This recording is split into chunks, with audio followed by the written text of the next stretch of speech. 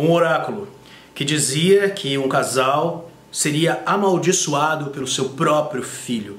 Um herói que cresce não sabendo a sua própria identidade e que acaba, ao fugir de um outro oráculo, caminhando para o seu próprio destino.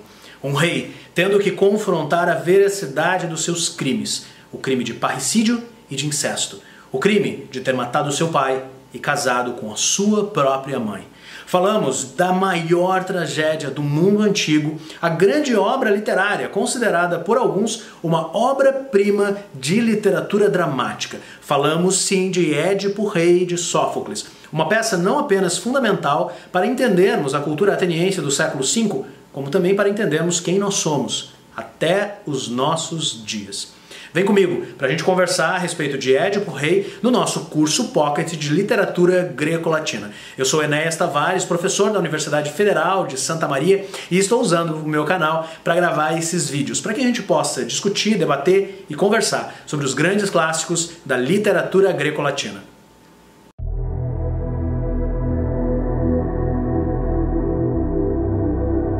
O mito é bem conhecido. Laio e Jocasta, os reis de Tebas, recebem um oráculo, uma profecia, que prevê que o filho do casal futuramente será responsável pela destruição de ambos. Então, eles tomam uma decisão, condenam o seu rebento à morte, perfuram os seus pés e entregam ao mensageiro da cidade para que ele seja abandonado no campo, e então vire alimento de aves de rapina e feras da floresta. Por uma série de incidentes, no entanto, esse mensageiro se apieda do bebê, um bebê que tem pés perfurados, que tem pés inchados, o que acaba dando nome a essa criança, Édipo, um herói que seria salvo da morte e que seria entregue a um outro mensageiro, da cidade de Corinto, para ser criado como filho dos reis desta nova cidade. O tempo passa, Laio e Jocasta têm certeza que o seu filho morreu. Édipo, por sua vez, cresce sabendo-se filho dos reis de Corinto. Até um festejo, no meio da sua adolescência, quando um homem bêbado, ou seja, aquele que foi consumido pelo espírito dionisíaco, produz a verdade. Édipo não é filho do seu pai e da sua mãe.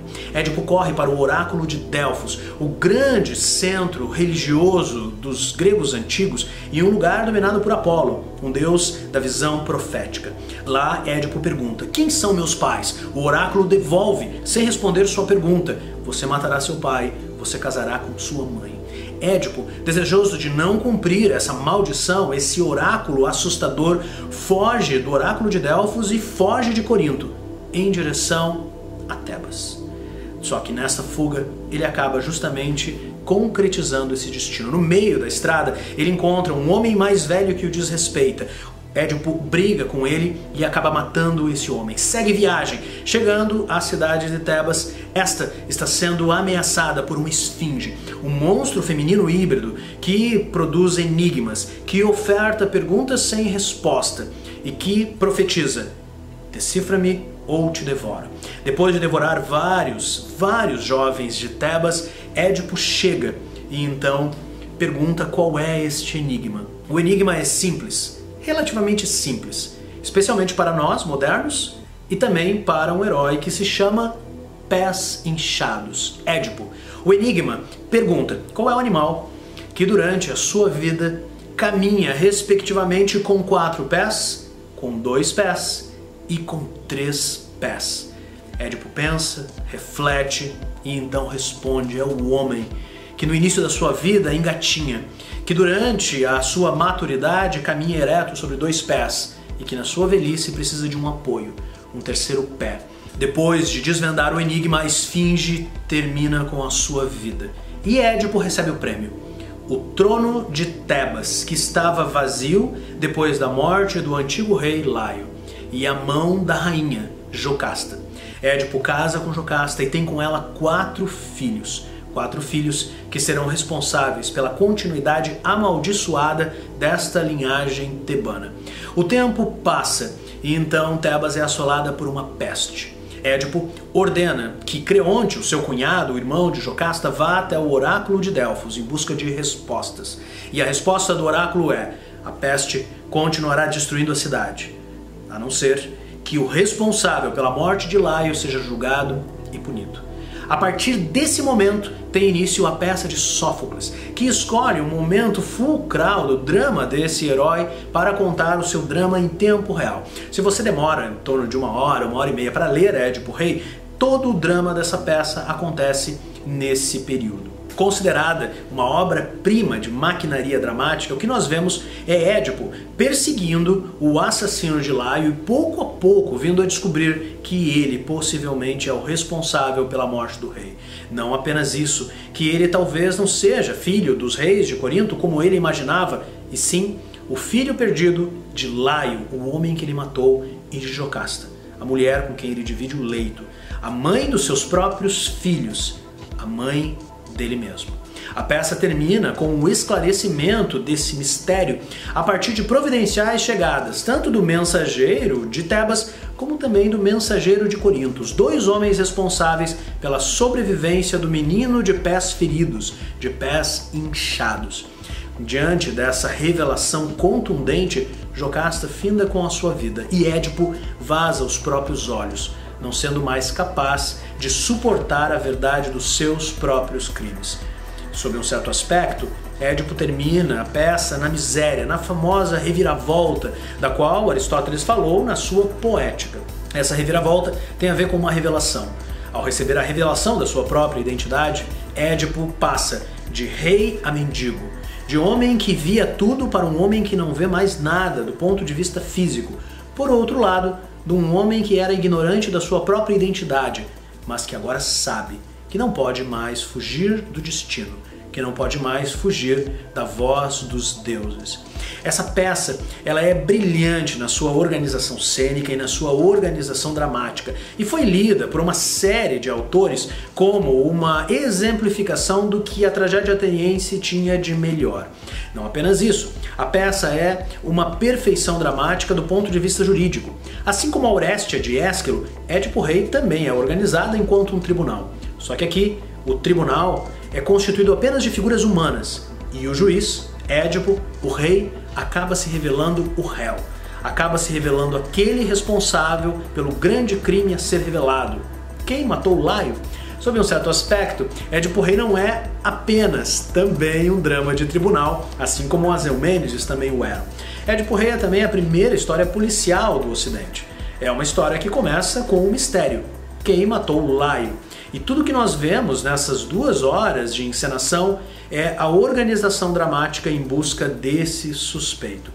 Para as questões jurídicas, eu recomendo a vocês um texto primordial de Michel Foucault, um autor que muitos de vocês já leram e já estudaram, e que se chama A Verdade e as Formas Jurídicas, um ensaio de Foucault, no qual ele vai estudar Édipo Rei enquanto estrutura jurídica, enquanto estrutura de tribunal, com a substituição de 3 eixos, que parte de um eixo religioso, com a figura de Tiresias, o sacerdote, passa pelo eixo monárquico, com a presença de Jocasta e de Creonte, integrantes da família real de Tebas, e chega até o eixo da democracia, de 2 representantes do povo, o mensageiro de Tebas e o mensageiro de Corinto.